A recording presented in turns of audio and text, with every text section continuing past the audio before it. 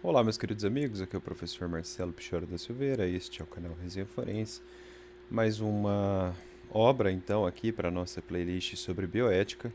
Eu vou começar a estudar com vocês o Estado Atual do Biodireito, de Maria Helena Diniz, editado pela Saraiva, em São Paulo, evidentemente. Se você gosta do canal, curta o vídeo, se inscreva, clica nos botões aí embaixo e também não deixe de acessar os links aqui na descrição do vídeo, dentre os quais o PDF, né, da resenha, é uma resenha escrita, vou fazer escrita, o Apoia-se, que você pode ajudar o Resenha Forense com R$ 2 por mês, o que faz toda a diferença para nós aqui, e também os nossos cursos completos, principalmente o curso de Direito Civil completo para vocês, ok? Os links estão aqui embaixo, é só clicar. Meus amigos, vamos dar prosseguimento então. Vou começar a examinar essa obra aqui da Maria Helena Diniz, a respeito de bioética, não é mesmo? Vamos lá então. PDF, como sempre, na descrição do vídeo. Obra examinada. Ao lado de A Alma do Embrião Humano, do Lodge da Cruz, e também da Metafísica do Aristóteles, mais um livro aqui para as nossas resenhas, O Estado Atual do Biodireito, de Maria Helena Diniz. E hoje eu vou estudar com vocês o capítulo 1, Bioética e Biodireito, tá? Da professora Maria Helena Diniz, claro, com os meus comentários que vocês talvez já estão acostumados, né? Eu costumo costurar as minhas pesquisas aqui. O capítulo introdutório da obra de Maria Helena Diniz é o mais curto, eu acho que tem 20, 30 páginas ali, mas ele é dotado de fulminante força para prender realmente a atenção do leitor. É impressionante, como eu sempre digo, a capacidade da Maria Helena Diniz de compendiar autores e ideias. As perguntas iniciais que ela própria propõe são as seguintes. Primeiro, por que bioética, né? O que levou ela provavelmente a escrever sobre isso, não é? E para que serve o biodireito? Qual é a finalidade do assim chamado biodireito? Tais indagações, responde nossa autora, surgem em razão da perplexidade do forte impacto social provocado pelos problemas decorrentes das inovações das ciências biomédicas, da engenharia genética, da embriologia e das altas tecnologias aplicadas à saúde. As novidades seriam as seguintes. Letra A, o progresso científico que vem alterando a medicina tradicional. Letra B, a socialização do atendimento médico, né? Hoje você vê atendimento por internet, né? Por aplicativos, enfim. Não há mais a figura do médico de família, como ela diz também. Letra C, universalização da saúde. Letra D, progressiva medicalização da vida. Letra E, emancipação do paciente. Letra F, criação e funcionamento de comitês de ética hospitalar, além de comitês de ética para pesquisas em seres humanos. Letra G, advento de vários institutos não governamentais, cada vez mais frequente. Letra H, a necessidade de um padrão moral que possa ser compartilhado por pessoas de moralidades diferentes, pois há constatação mundial de uma inversão de valores morais, de apatia e de fragmentação moral. E letra I, o crescente interesse, melhor dizendo, da ética filosófica. É só ver essa playlist aqui, né? E também teleológica, também consulte essa playlist, nos temas alusivos à vida, à reprodução e à morte do ser humano. Tudo isso aí resume as 5 primeiras páginas da obra. Aliás, no ponto A, né, que é aquele progresso científico que vem alterando a medicina tradicional, Maria Helena Diniz traz alguns questionamentos interessantes. Há alguns anos, como se poderia falar, e aí ela inicia uma série de perguntas que eu fiz questão de colocar em tópicos, né, porque são tantas perguntas interessantes que não tem como ignorar todas elas. Algumas me chamaram mais atenção mesmo. Vamos lá, né? Há alguns anos, como se poderia falar? E ela começa a perguntar, né? Em legalização da eutanásia ou acreditar que um doente terminal pudesse ser mantido por vários anos numa UTI em estado vegetativo irreversível? Ou que um deficiente mental ou criminoso, voltado à prática de delitos sexuais, pudesse ser compulsoriamente esterilizado? Ou que fossem possíveis a inseminação artificial post-mortem e a fertilização in vitro, concebendo-se um ser humano fora do útero para ulterior implantação, ou que se falasse em mães pós-menopausa ou substitutas, esquisito, né? Ou que houvesse conflito de paternidade ou maternidade sobre uma mesma criança em razão da reprodução humana assistida, e aqui eu acrescentaria o estudo do fideicomisso, não é? Ou que se clonassem seres humanos descerebrados para servirem de repositórios de órgãos para seus pais genéticos ou para terceiros, ou que se fecundasse óvulo de macaco com sêmen humano para a produção de um ser híbrido destinado a efetuar serviços repetitivos e penosos, ou que surgisse o direito a um certo filho, né, a um certo filho, portanto, substituindo o de ter um filho, não é? Ou que se elaborassem, através de pesquisas genéticas, bebês com caracteres físicos pré-determinados. Aliás, a preocupação da minha pesquisa é justamente essa, dentre outras, né? Ou que fosse possível a formação de banco de óvulos, espermatozoides, embriões, células, tecidos e órgãos para transplante, ou que se tratassem embriões humanos como mercadorias, ou que se comercializassem material fertilizante, órgãos e tecidos humanos, ou que pudesse haver estoque de embriões excedentes, subprodutos inevitáveis da fertilização in vitro e de uma hiperestimulação ovariana, não aproveitados por seres mal formados ou não atenderem aos caracteres desejados pelos pais. Ou, e olha só, né, como tem perguntas a se fazer, né? Ou que fossem possíveis a crioconservação de embriões, a experimentação terapêutica em fetos mortos, ou a ocorrência de milhares de abortos eugenésicos decorrentes do egoísmo e da irresponsabilidade de médicos e pais, ou que se pensasse em reprodução humana assexuada, ou que houvesse a possibilidade de ocorrer a gemelaridade induzida, ou mesmo a criação de seres humanos idênticos por partenogênese, ou que se realizassem diagnoses pré-natais, terapias gênicas ou manipulações genéticas em seres humanos, ou que houvesse uma DNA-latria, ela coloca entre aspas, ou que se induzisse a tecnologia desenvolvida no DNA recombinante para alterar o patrimônio genético da pessoa, ou que se estocassem amostras de DNA, criando bancos de material genético ou bancos de DNA, que seriam de quatro tipos, né? Pesquisa, diagnóstico, dados e em potencial. Ou que se criasse um banco de DNA para ajudar na solução da investigação da paternidade, levando doentes ou idosos cautelosos que vislumbram a eventualidade e possibilidade de sofrerem futuramente tal ação a armazenar o seu DNA para que possa ser usado após a morte, resolvendo questões de direito sucessório e de direito à filiação. Olha só, né?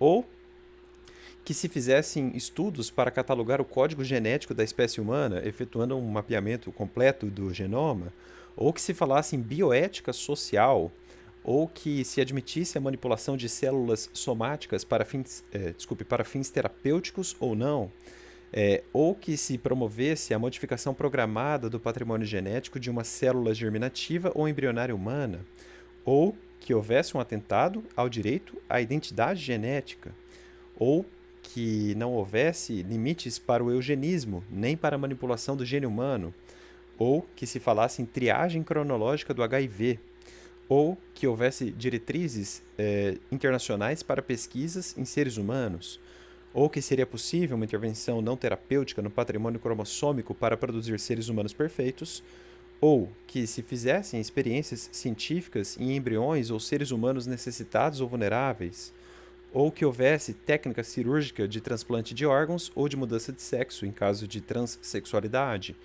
ou que se utilizassem técnicas de biologia molecular para reconhecimento do vínculo entre pais e filhos, de vítimas de desastres ou até mesmo para identificação de criminosos, ou que pudesse haver patentes biotecnológicas que induzissem ao biopoder, ou que se produzissem ou usassem micro-organismos geneticamente modificados em laboratórios ou indústrias. Isso obviamente acontece. Ou que fosse possível a criação de animais ou plantas transgênicas, ou ainda, já estou até cansado de usar essa entonação de pergunta, né?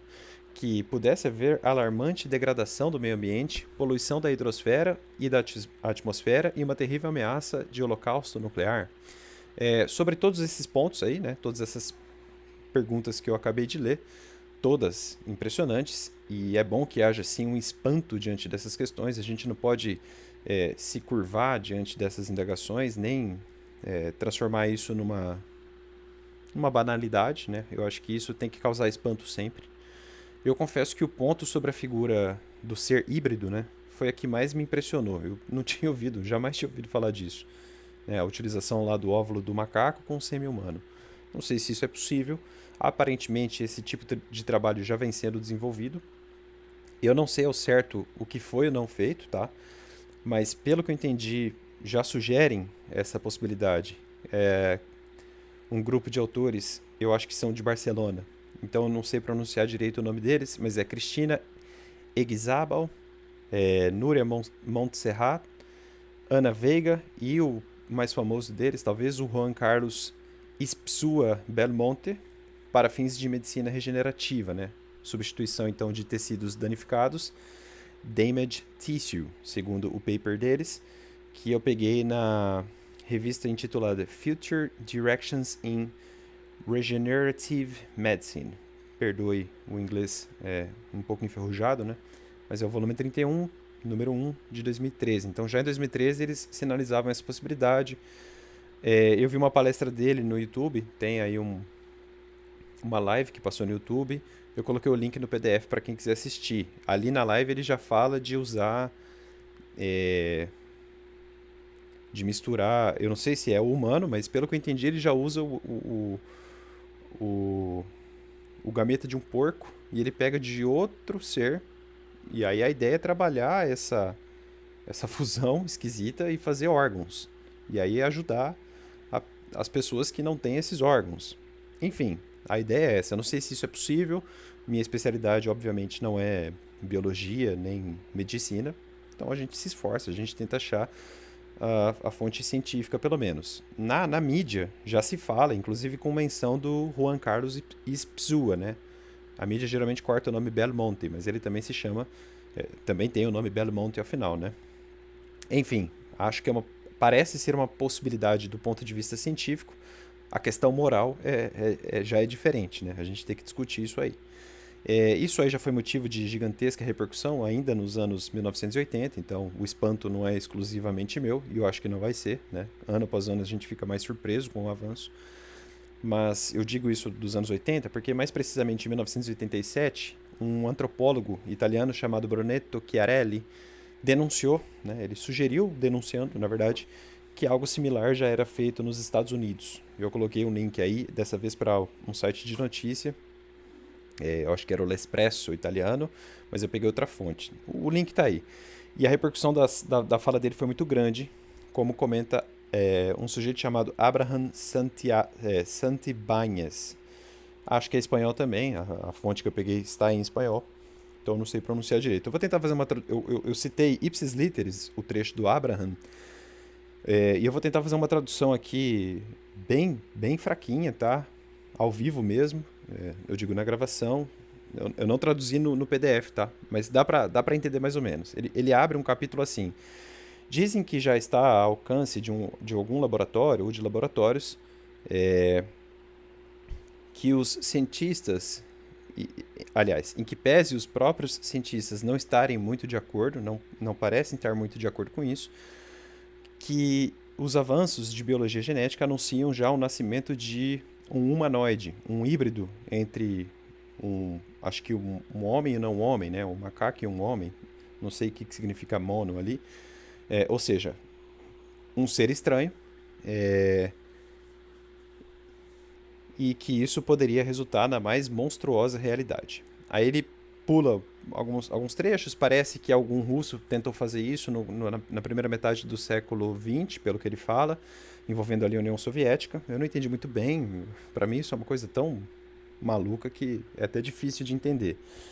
Mas ele fala, né, essa cena parecia... parece que eu estou retirando essa cena de um filme barato, né, de uma película barata, ele escreve. E aí alguém pode se espantar um pouco mais agora, pelo que eu vou falar, né? Mas não se trata de fantasia. É muito provável que o que eu acabei de descrever ocorra antes que se inicie, e falta pouco, o famoso terceiro milênio da era cristã. E aí a gente já chegou no terceiro milênio, evidentemente. A criação do homem mono, né? Hombre mono, é assim que escreve no espanhol, é uma hipótese tão real que a biogenética é uma hipótese tão real da biogenética que já suscita escândalo. Há algumas semanas, na época em que ele escreveu esse texto, né, claro, lá perto dos anos 1988, 87, um antropólogo italiano, que é o professor da Universidade de Florença, lançou uma alarmada denúncia, tá no espanhol, né? Uma denúncia alarmada, atraindo sobre si, como um para-raio, uma avalanche de protestos, né? Na verdade, ele foi um mensageiro, coitado, pelo que eu entendi. Ele não tem culpa de nada. Ele até estava denunciando, né? Não quer dizer que ele era a favor. Mas ele falou para a comunidade acadêmica ali de Florença algo mais ou menos assim: olha, me consta no espanhol, me parece que um experimento foi iniciado nos Estados Unidos. É o que ele falou, pelo que eu entendi. Ele não defendeu isso, ele só noticiou, ele deu o recado. E ele foi muito criticado na época. E aí segue o Abraham Santibáñez, ainda numa tradução porca minha aqui, mas vamos que vamos. Ele fala assim: o escândalo e a preocupação se propagaram com uma rapidez a quatro ventos, o que demonstra que o professor Chiarelli é, ele foi pego por um momento justo, alguma coisa assim. Aquele jornal famoso, né, New York Times, lá do, acho que é de Nova York, né? Oh, acho que é de Nova York, óbvio que é de Nova York, mas dos Estados Unidos também, evidentemente, decidiu se ocupar a fundo do tema. E na França, se recorda que o presidente, acho que fala Mitterrand, criou uma comissão oficial de bioética, presidida pelo professor Jean Bernard, cujas conclusões foram a de considerar foram consideradas um ultimato. É assim que está mais ou menos um texto, né? Durante 3 anos, não se poderiam fazer experiências com embriões humanos em laboratórios franceses. Tampouco seria possível realizar manipulações e transplantes em seres humanos ou animais. E não se poderiam vender embriões, como já acontecia em Chicago, nos Estados Unidos, e se faria então um controle muito severo sobre os embriões humanos conservados para a fecundação in vitro, né? Bebê de proveta, como se diz. Também na Grã-Bretanha, foi criado, né, na Inglaterra, foi criado um comitê, o Comitê Warnock, para pôr freio, é assim que o autor diz, a grande tentação de atravessar a frágil fronteira que divide as manipulações genéticas entre os animais e os seres humanos. Eu sei que a minha tradução é muito ruim, eu não sei falar espanhol, é mais ou menos isso que dá para extrair do texto, tá? Como você pode perceber, e agora voltando à minha resenha, e também já citando a professora Maria Helena Diniz, o entrecruzamento da ética com as ciências da vida e com o progresso da biotecnologia provocou uma radical mudança nas formas tradicionais de agir dos profissionais de saúde, dando outra imagem à ética médica e, consequentemente, originando um novo ramo do saber, qual seja a bioética. Por isso, e de novo citando aqui Maria Helena Diniz, é necessária uma biologização, entre aspas, ou medicalização, entre aspas, novamente, da lei, pois não há como desvincular as ciências da vida do direito. Como se sabe, toda a estrutura de um verdadeiro direito natural, e aqui agora é minha resenha, não é obra da Maria Helena Diniz, pressupõe uma ordem pautada por uma transcendência. Por isso, o meu esforço aqui com a metafísica do Aristóteles, que está nessa playlist, inclusive, e com a Suma Teológica, que está numa outra playlist aqui no canal. Aliás, eu vou voltar a ler a Suma com vocês em breve. Evidentemente, a ordem social e civilizacional pressuporá, assim, um encadeamento e uma harmonia diante dos próprios aspectos ontológicos da vida humana. O direito à vida passa pela constatação lógico-objetiva de que é impossível construir uma civilização, uma sociedade, sem vida. Inexiste ordem social fúnebre.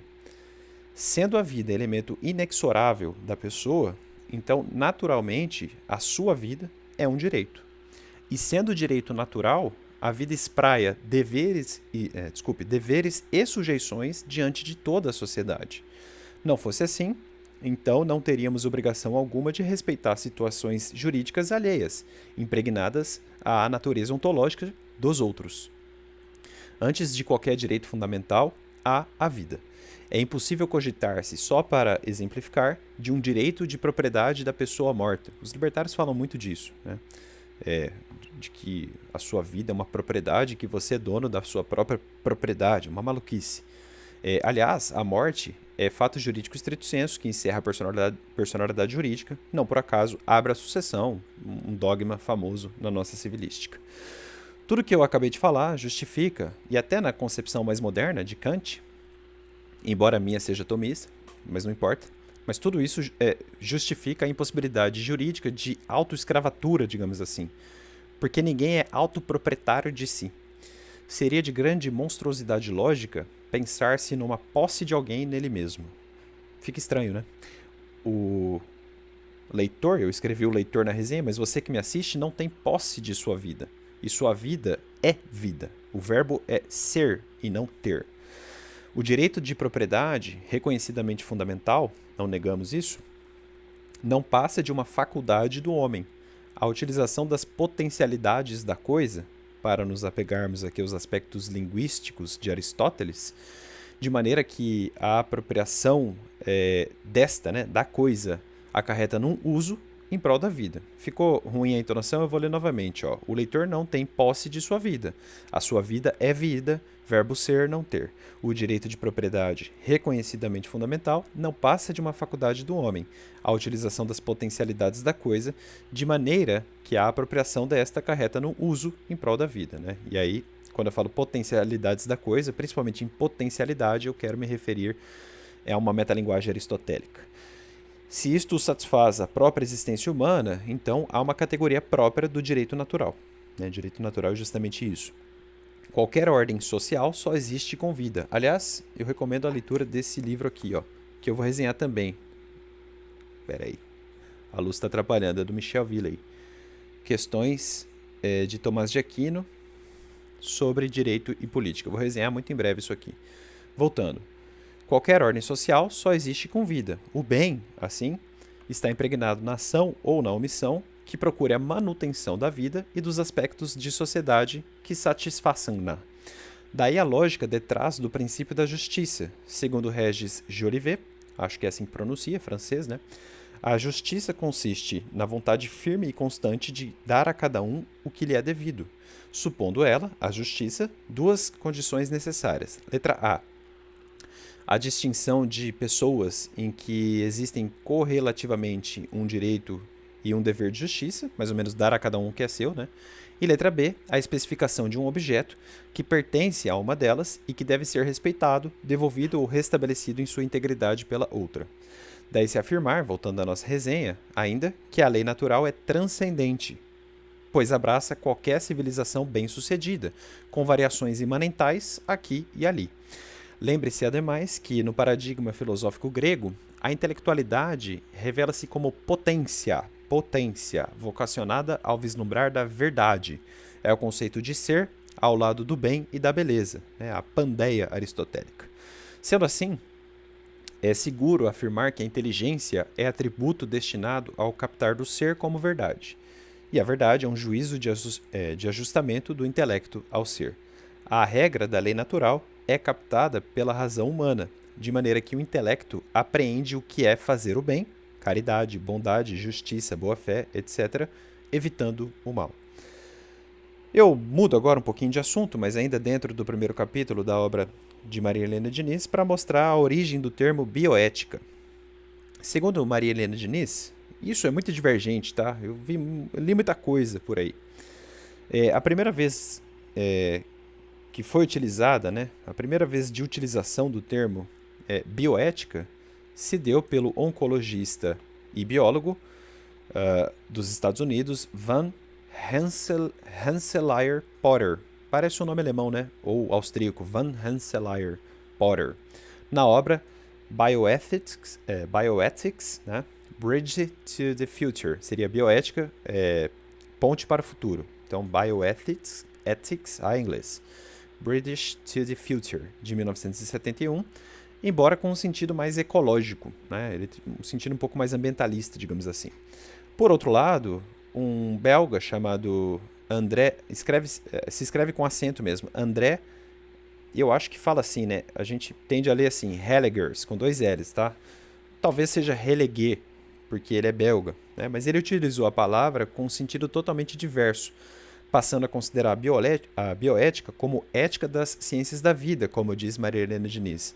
E um chileno chamado Fernando Lolas Stepke mostrou justamente esse ponto e disse ainda, né, olha, o Hellegers ou Helleguet, não sei como pronuncia, era belga, um ginecologista belga, e ele fundou o Kennedy Institute of Ethics, né, o Instituto de Ética do Kennedy, uma coisa assim, estabelecido na Universidade de Georgetown, propondo um link, né, entre humanística pensada para uma prática da medicina. Então aqui já sai um pouco daquele tom ecológico e a vocação da bioética seria justamente um vislumbrar um pouco mais médico, não é? Eu coloquei um outro rodapé, né, na nossa resenha, vocês vão encontrar lá, sobre a vida do André Hellegers, ou Helleguet, né, o belga, na Igreja Católica e também sobre o Kennedy Institute of Ethics. Eu coloquei uma referência de acho que ele é um padre chinês chamado Joseph Tan, num texto, num baita livro com mais de 600 páginas, intitulado A Secularização da Bioética em inglês, tá? Uma história crítica de 2007. Acho que se vocês jogarem no Google aí, vocês encontram a versão em PDF. Então a bioética seria uma ética biomédica, tá? Como prefere, aliás, esse eu acho que é francês, Jean-Pierre Marc Vergner. E tal ideia acabou se sedimentando na obra The Principles of Bioethics, do Tom Beauchamp e também do James Childrens, editado em 1979. Um ano antes, em 1978, a Enciclopédia de Bioética definiu bioética como estudo sistemático da conduta humana no campo das ciências da vida e da saúde, enquanto examinada à luz dos valores e princípios morais. A Maria Helena Diniz diz que esse vocábulo foi editado depois de um tempo, mas a ideia acabou sendo essa. Enfim, diante de tudo isso, Maria Helena Diniz nos diz o seguinte: a bioética seria, então, um conjunto de reflexões filosóficas e morais sobre a vida em geral e sobre as práticas médicas em particular. E o paradigma dela, né, da bioética, é o valor supremo da pessoa humana, de sua vida, dignidade e liberdade ou autonomia. Por outro lado, e ainda falando sobre a origem do termo bioética, há quem defenda que não há inovação alguma na palavra bioética, entre aspas, né, no sentido da palavra. Ou seja, no uso do termo, né, que só seria original do ponto de vista filológico, por assim dizer. E ainda há divergências, tá? Eu encontrei uma autora chamada, eu não sei nem pronunciar, seria Eleni Kalokairinou.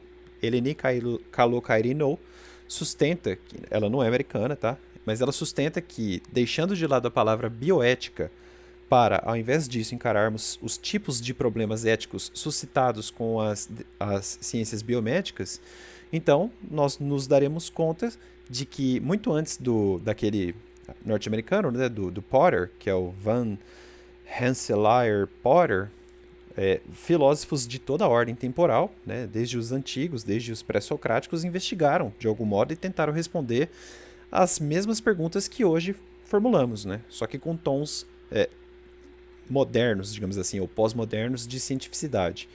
Eu coloquei o trecho em inglês da Eleni Kalokairinou. Eu vou tentar traduzir rapidamente, né? Ela cita um autor chamado Gilbert Rotois, né? Escreve-se Rotois. Por exemplo, no seu livro O que é a bioética, né? Em francês, qu'est-ce, como é que é? Como se fala em francês, né? Qu'est-ce, eu acho que é qu'est-ce que la bioétique, né? Eu não sei falar francês, acho que pronuncia mais ou menos assim. O que é a bioética? Enfim, ele argumenta que foi o americano, o oncologista Porter, né, o Van Porter, que primeiro usou o termo bioética no seu artigo Bioethics, The Science of Survival, que acabou sendo incluído no livro Bioethics, Bridges to the Future, em 1971, aquele livro lá, né, Bioética, Pontes para o Futuro, ou Ponte para o Futuro.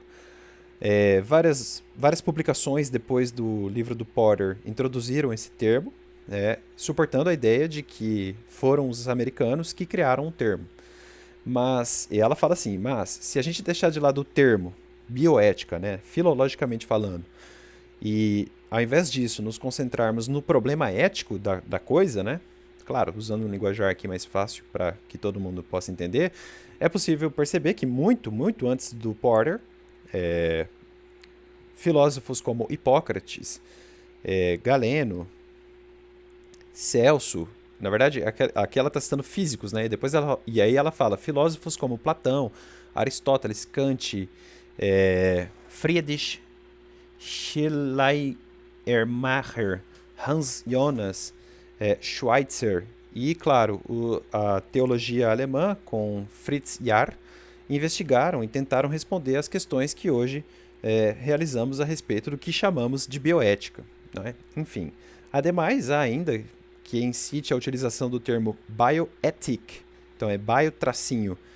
Ethic seria E-T-H-I-K, então ficaria no alemão bioethic, ou ética, pelo teólogo protestante Fritz Jahr, muito antes do Porter, ainda em 1927, então, sei lá, 4 ou 5 décadas antes, embora se reconheça que essa sugestão caiu em desuso após se falar na língua inglesa bioethics, não é? Para quem quiser, a minha referência aqui é Sarah Ferber, tá? Um livro editado em Londres. O texto do Jahr, por sinal, eu não encontrei a versão original, mas encontrei referências a ele. Era intitulado, no alemão, vai ser sofrível, mas vamos tentar, Bioethik, né? Eine Umschau über die ethischen Beziehungen des Menschen zu Tier und Pflanze, publicado no volume 24, número 1, da revista Cosmos, Handweiser für Naturfreunden. Isso é o que diz Ivana Zagorat. Embora a preocupação do autor, né, do Fritz Jahr, esteja muito longe aqui das nossas premissas tomistas, porque eu percebi que ele tenta fazer um diálogo ético entre plantas, animais e seres humanos. É bem diferente. De qualquer maneira, ainda antes do Porter também, aqui já puxando uma sardinha para a Igreja Católica, há toda uma reconstrução documental do Stefano Mentil a respeito da produção teológica do Papa Pio XII, ainda na primeira metade do século XX, e, portanto, antes do Porter também, sinalizando também uma bioética, uma sistematização teológica e filosófica da bioética. Para quem quiser, é o livro La Riflessione Bioetica di Pio XII, né? Este livro foi editado em Trieste, Edizione Meldon, é o nome da editora. Muito bem, agora a gente avança para um outro tópico, mudando um pouquinho essa discussão de terminológica, né? O tópico seria princípios bioéticos básicos. Como ensina Maria Helena Diniz, a gente vai acabar aprofundando isso, naturalmente, mas no final dos anos 70, começo dos anos 80, a bioética passou a se pautar por 4 princípios básicos que enalteceram a pessoa humana. Os 4 princípios são não maleficência, justiça, beneficência e autonomia. Esses princípios, segundo a autora, estão consignados no Belmont Report, publicado em 78, muito citado nos textos por aí, tá? Foi publicado pela National Commission of Protection of Human Subjects of Biomedical and Behavioral Research, que ela própria traduz para a Comissão Nacional para a Proteção dos Seres Humanos em Pesquisa Biomédica e Comportamental, que foi constituída pelo governo norte-americano com o objetivo de levar a cabo um estudo completo que identificasse os princípios éticos básicos que deveriam nortear a experimentação de seres humanos nas ciências do comportamento e na biomedicina. Tais princípios são racionalizações abstratas de valores que decorrem da interpretação da natureza humana e das necessidades individuais, segundo Maria Helena Diniz, ipsis literis aqui. E por fim, último tópico da resenha agora, terminando aí esse primeiro capítulo da Maria Helena Diniz, eu abri um tópico ali falando sobre o paradigma da dignidade humana para a bioética, né? E a Maria Helena Diniz bate muito forte nessa tecla. Atesta a autora, com razão, na minha opinião, que nem tudo é cientificamente possível, ou melhor, que nem tudo que é cientificamente possível é moral e juridicamente admissível, né? Então, eu daria um exemplo fora do livro aqui, mas a bomba nuclear foi cientificamente possível, o que não quer dizer que ela seja moralmente admissível, não é? O objeto cognoscível da ciência, entre aspas, e aqui num tom biológico, naturalista em geral, né, do ponto de vista médico também, é reduzido aos fenômenos universais brutos, digamos assim, né? Há uma relação de causa e efeito, só, nada mais, nada menos.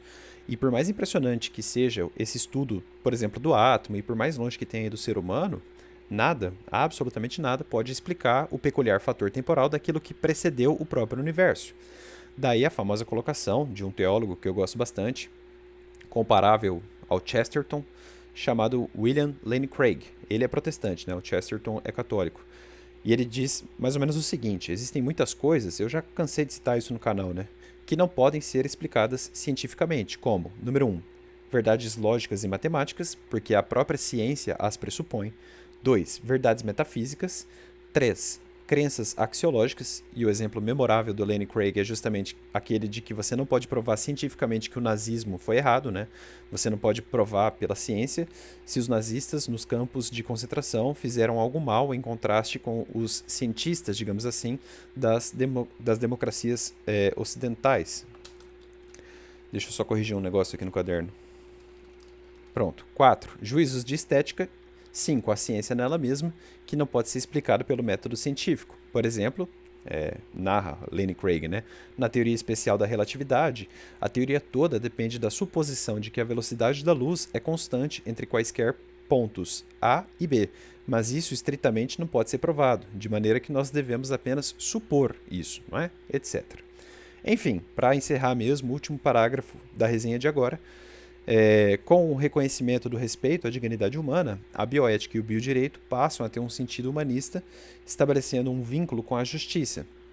Se em algum lugar houver qualquer ato que não assegure a dignidade humana, ela deverá ser repudiada por contrariar as exigências ético-jurídicas dos direitos humanos. Meus amigos, eu espero que vocês tenham gostado. Um abraço muito forte. Até mais. Tchau, tchau.